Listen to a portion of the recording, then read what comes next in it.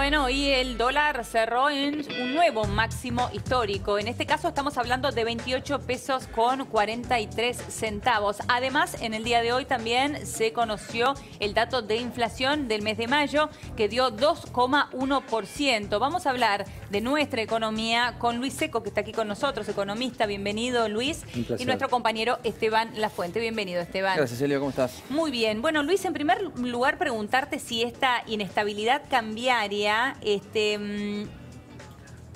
no tiene relación o no con el acuerdo con el fondo. Uno creía que el acuerdo con el fondo iba a dar otro tipo de mensaje y de estabilidad.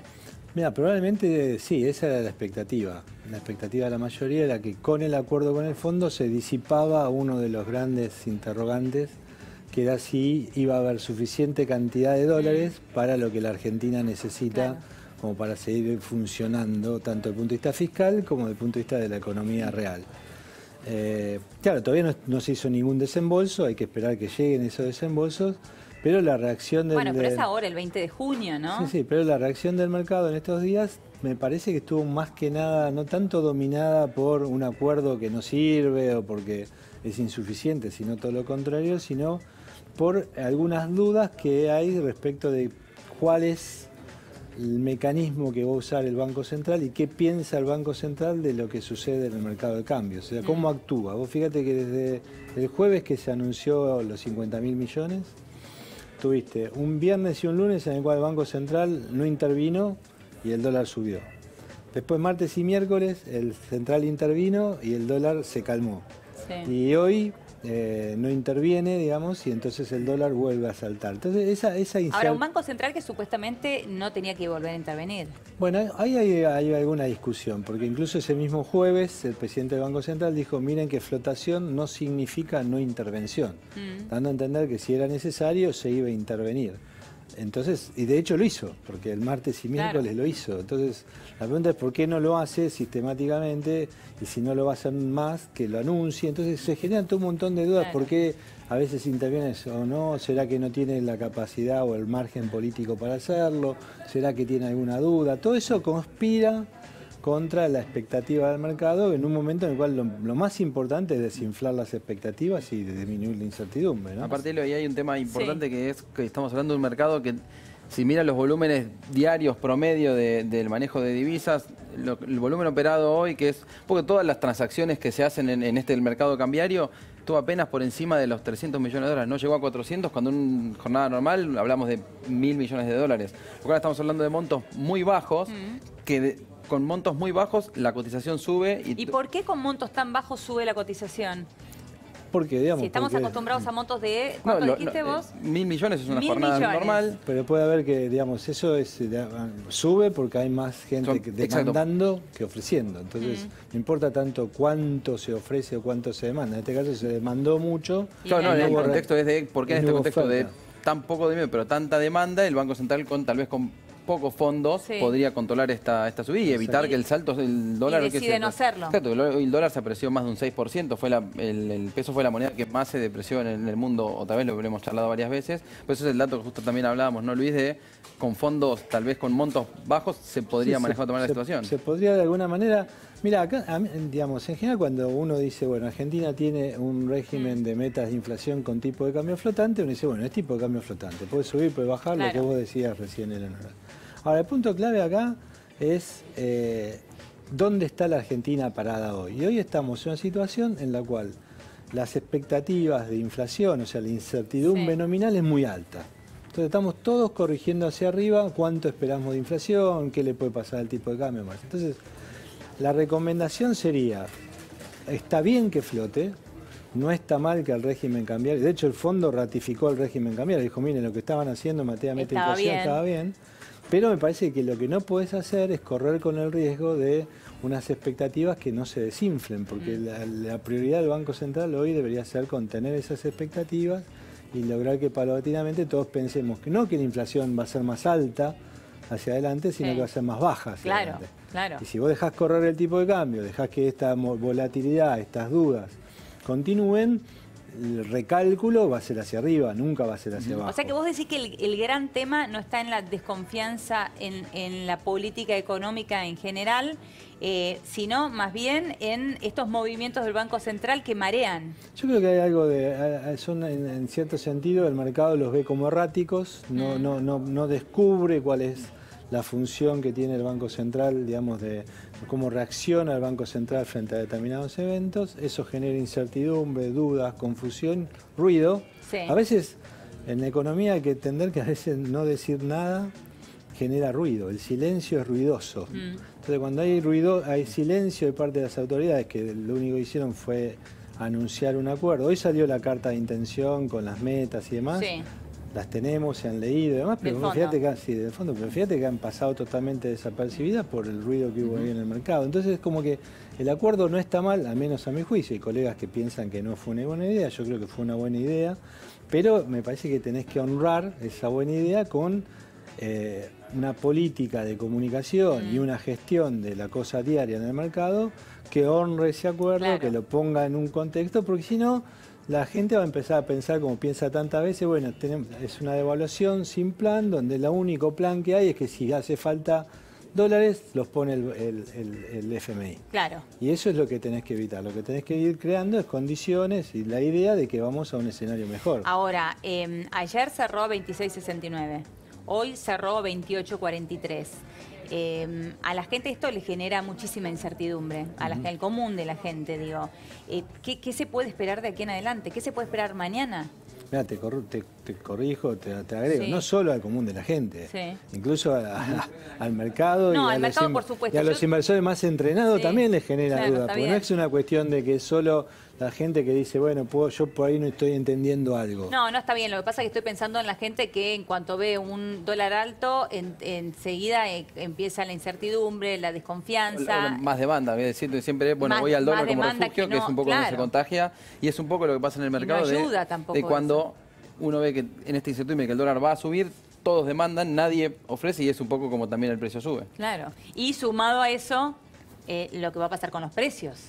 También acá el tema clave ¿cómo se va a trasladar esto? Acá el tema clave es que vamos a un contexto, mira, hasta octubre, diciembre del año pasado, hasta que el Banco Central aceptó nuevas metas de inflación, bajó la tasa de interés y demás, se daba esta situación. La mayoría, una gran cantidad de macroeconomistas y de los que usualmente se entrevistan en este medio, los que se escriben en los diarios y demás, los que salimos por la radio, decíamos, mira, el gradualismo y los datos macro no son muy buenos. Hay problemas. ¿Sí? Pero los titulares eran muy buenos, porque los titulares, bueno, la economía crecía, ¿no? Era como que... De hecho, hasta la inflación había empezado a bajar en algún momento, digamos, en la segunda mitad del año pasado. Era como que el clima era muy bueno y de este lado los plateístas veían que no, que decían, había algo que no fíjate que acá hay algo que no estaba bien. Es muy probable que a partir de ahora... ¿Qué era algo que veían que no estaba bien? Sí, el déficit fiscal que bajaba muy lentamente, las necesidades de colocar deuda eran enormes, digamos, y tenías una situación en la cual la sociedad empezaba a percibir o a sentir cierto cansancio, cierta fatiga en el ajuste. Es como decir, che, ¿hasta cuándo dura esto? La inflación bajaba mucho más lento de lo que se esperaba, aunque bajaba, pero era una situación en la cual... Me decía, mira, que esto es un modelo riesgoso. Te puede pasar algo y de un día para otro te encontrás que te quedaste con un gradualismo en dudas. Sí. Es probable que a partir de ahora pase algo distinto. Es probable que a partir de ahora, si se cumple el acuerdo con el fondo y las metas, empiezas a ver indicadores que mejoran. El déficit fiscal cae más rápidamente, Argentina sale menos a colocar deuda en el exterior. Sí. Incluso es probable que hacia fin de año la inflación empiece a mostrar cierta reducción. Sí. Y alguno dirá, che, mira, si seguimos en este camino, la cosa va a mejorar. El problema es que durante todos esos meses, donde se empieza a dar alguna mejora marginal de la situación económica a partir de mirar los números con detalle, los titulares van a ser malos. Los titulares van a decir, la economía está planchada, el dólar subió tanto. Y eso tiene que ver con lo que va a sentir lo que siente la gente. A eso voy. Claro. La gente, digamos, en general...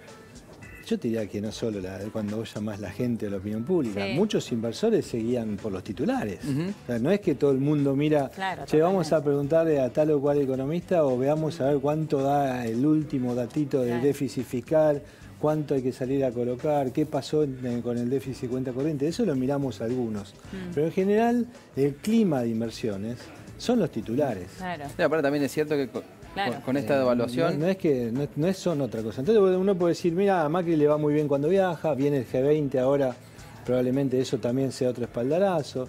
La noticia del acuerdo con el fondo fue récord y eso fue una muy buena noticia. O sea, tú tenés... Lo tratan muy bien otros líderes. Tenés algunas cosas políticos. Buenas, digamos, hacia afuera. Ahora hacia adentro, la sensación de la sociedad es decir, veníamos para una inflación que iba a ser más chica este año que el año pasado, después dijimos que iba a ser 25, ahora va para 30, el nivel de actividad que se frena, entonces todo eso va a condicionar a lo que vos llamás la opinión pública, la agenda, decir, bueno, mejor freno un poco, me cuido, consumo un poco menos, invierto un poco menos y espero a ver cuándo empieza a salir. Claro, en un contexto preelectoral, el manejo de esas expectativas y de esa situación se torna mucho más delicado y mucho más importante, ¿no? Porque lo que el gobierno tiene que lograr que en esa adversidad de datos la gente empiece a confiar de vuelta. Y en ese contexto, ¿qué tiene a mano el gobierno para ofrecer este año, como vos comentabas, caída en el nivel de actividad, tal vez salarios que pierdan contra la inflación y caiga el consumo y eso se sienta en los consumidores, pero mirando ya 2019, ¿qué es lo que podría ofrecer el gobierno como buenas noticias justamente pensando en el contexto electoral? Bueno, esas buenas noticias pueden empezar a aparecer de a poco en lo que te decía, ¿no? Una desaceleración del ritmo inflacionario y algunas buenas noticias que pueden venir de nuestros vecinos, de Brasil, el inicio de los programas de inversión participada, coparticipada, los PPP, los famosos, participación público-privada. Exactamente, que van a estar más operativos. O sea, puede haber un cóctel de 4 o 5 aspectos. De hecho, también lo que decías vos de un salario que este año pierde contra inflación, pero que cuando vengan las revisiones previstas van a recuperar parte del terreno perdido y eso se va a sentir hacia fin de año y principio del año que viene. O sea, hay algunas cuestiones que pueden ayudar a mejorar en parte el consumo. ¿Y vos confías que se puede llegar a sentir una baja en la inflación recién a partir de 2019? Yo creo que se va a empezar a sentir, sí, cuando veamos el mes a mes, probablemente algún dato de mitad de la primavera y el verano esté abajo de 2. Pero va a ser difícil que baje de 2. Bueno, pero ya hoy, con el 2,1 de mayo, ¿en cuánto estamos en lo que va del año? En 5 meses estamos en 11,9%, casi 12%. Casi 12%. Que es un número importante si miramos que hablábamos entre 12 meses, y 15 hace claro, era hace una poquito, de las metas iniciales que después fueron cambiadas y demás. Como bien decía Luis, las expectativas hablan de un piso de entre 27 y 30% para este año, que también va a ser exigente pensando en 2019 bajar la meta al 17, que es lo que se está manejando a partir del acuerdo con el fondo. Claro, que es lo que está planteado en el está planteado como fondo. 17, que es un número elevado si miramos las expectativas de llegar a un dígito que se manejaron al principio de la gestión, pero bajar de 27 a 30 a 17 en un año electoral es un desafío también pensando en... Y está claro, hoy viendo bien los números del acuerdo, ese 17 es a diciembre del año que viene, ¿no? La inflación del año. A mitad del año que viene el Banco Central espera que esté alrededor de 22 la inflación. Entonces, o sea, el proceso de desinflación no es que se hace rápido, no es que llegamos rápido al 17. O sea que recién mediados de 2019 estamos hablando de un 22. Más así, va alrededor de 20 y hacia fin de año 17. Entonces, digamos, esa es en la cabeza de todos nosotros van a estar números de 2 dígitos altos con inflación alta, ¿no? Ahora, volviendo al tema del dólar, el REM, las expectativas del mercado marcaban un dólar a 27 para fin de año. Y ya hoy lo tenemos a 28.43. ¿Existe la posibilidad de que baje el dólar y que volvamos a tenerlo a esos precios o ya no? Ya esto es un indicador de que el dólar estará rondando los 28 pesos o más todavía. Mira, para que baje consistentemente, porque puede ser que un día baje y demás, pero que se mantenga bajo, necesitas mucho más de lo que se está haciendo. O sea, en general, esta idea de un gradualismo menos gradual, como lo buscó presentar inicialmente el gobierno, aunque el ajuste fiscal se acelera un poco, me parece que en general la expectativa es si haces lo mismo y la misma gente hace lo mismo, los resultados van a ser parecidos, no es que vas a encontrar un resultado totalmente distinto. Eso está pesando en el ánimo y en las expectativas del mercado.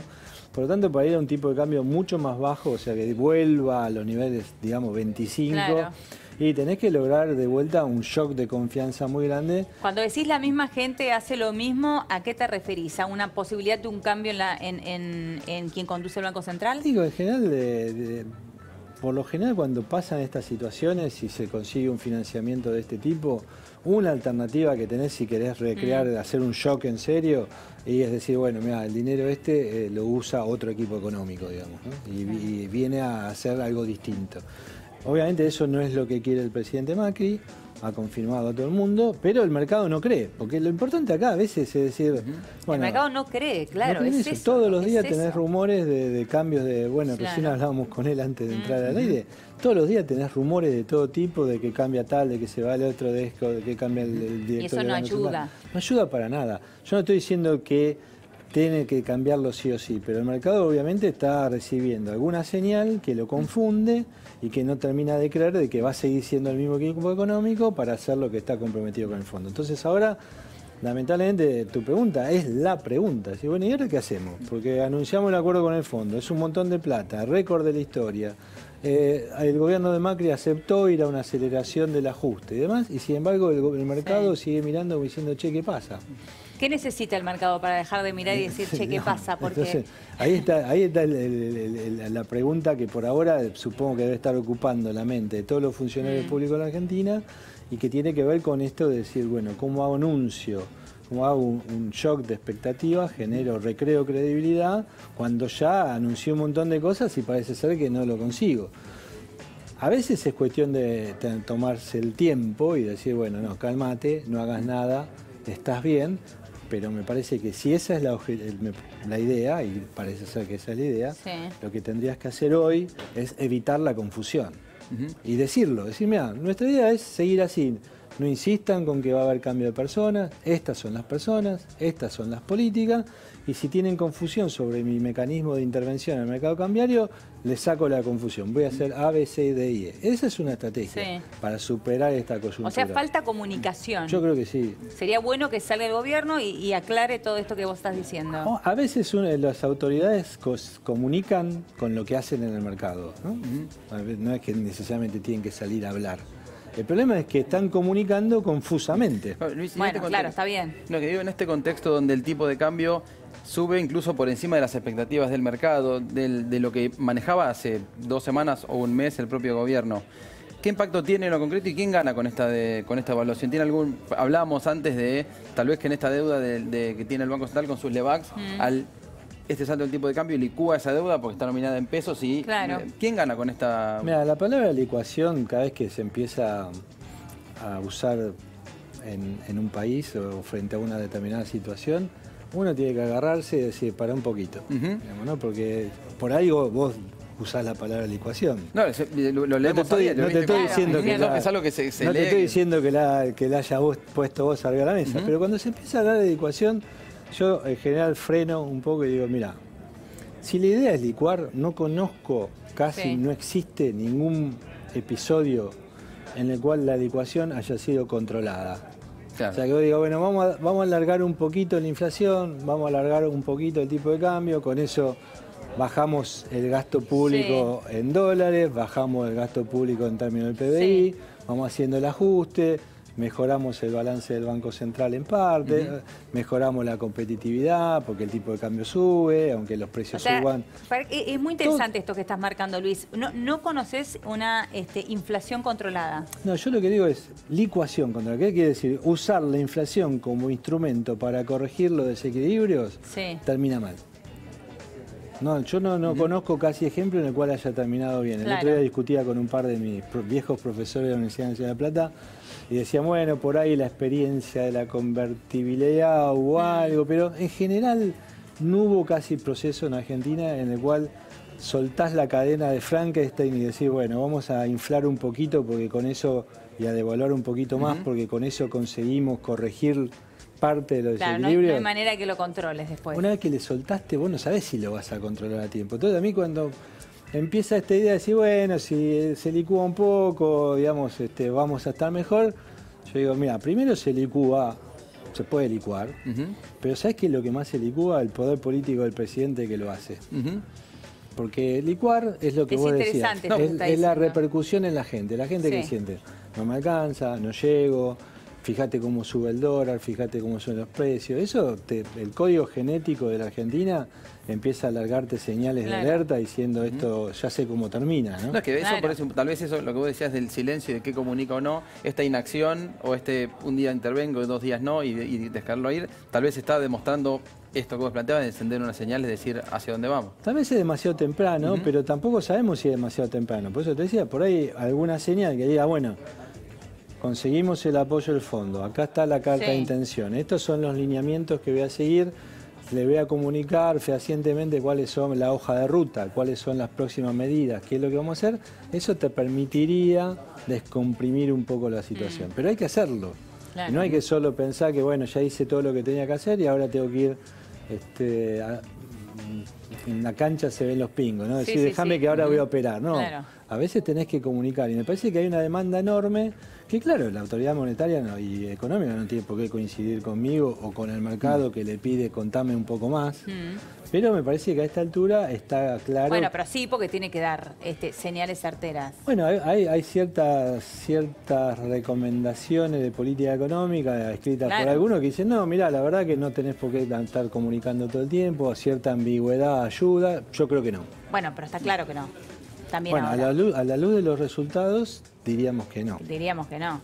Quiero volver al tema de la licuación, esto que mencionaba Esteban, y decías vos creés que entonces lo único que realmente se podría licuar es el poder político? No, yo digo que se corre un riesgo enorme de usar la inflación y la devaluación como un mecanismo de resolver algunos de estos problemas. No lo puedes usar aisladamente. Tenés que dar cierta contención, porque si no terminás peor que como empezaste. Y eso generalmente compromete la gobernabilidad, compromete el poder de quienes están en el gobierno. Y hemos atravesado muchos periodos de licuación de capital político porque no se supiste resolver a tiempo el problema de la inflación. El foco fundamental de todo lo que estamos atravesando es la inflación. Hace tiempo que, digamos, yo, por ejemplo, ahora, el tarifazo no hubiera sido tarifazo si la inflación hubiera sido más baja. Claro. O sea, y si se hubiera cortado más rápido el proceso desinflacionario. Ahora vos después de 3 años seguís viendo que la inflación está al 25, 28 y al mismo tiempo seguís teniendo que hacer el ajuste tarifario, en algún momento alguien dice, no, hasta acá llegamos. No quiero saber más de esta historia. Y ahí en ese contexto también el salto del dólar impacta directamente en la inflación. Hablábamos de tarifas, 100%, claro. La importación de energía dolarizada tiene su impacto también en un mayor déficit por hacer necesidad de más pesos para importar esa energía, y también el dato que se conoció hoy de mayo, más allá del 2,1% de la inflación general, alimentos y bebidas, que es un componente importante de la canasta, aumentó un 3,3%, es decir, por encima del promedio general, y inflación núcleo, que esa es una tomamos como variable que excluye los bienes estacionales y los regulados, como tarifas y otras variables, aumentó un 2,7%, que fue el valor de inflación núcleo más alto de un mes en lo que va de 2018. Estamos hablando de cómo impacta este salto del dólar en los precios de la economía cotidiana. Ahora, Luis, para cerrar, vos decías que acá el núcleo de la cuestión es la inflación. Con las herramientas que tiene el gobierno hoy y con la situación, el escenario que tiene el gobierno hoy, ¿cómo puede hacer para controlarla? Mira, ya en el acuerdo ya algunas líneas tenemos, de acción hay, ¿no? Se elimina el financiamiento monetario del déficit fiscal. El Banco Central no va a tener que comprar los dólares que coloque el Tesoro en el exterior. Se va a modificar la Carta Orgánica de forma tal de darle más independencia al Banco Central. Este directorio del Banco Central es tal vez uno de los mejores directorios que tuvo el Banco Central en la historia argentina. No es una cuestión de capacidades o de credenciales en duda. Lo que está en duda es cómo se actúa diariamente en el mercado, que es otra cosa distinta, que es lo que está generando este ruido y zozobra. Ahora, hay algunos lineamientos de qué es lo que puede hacer.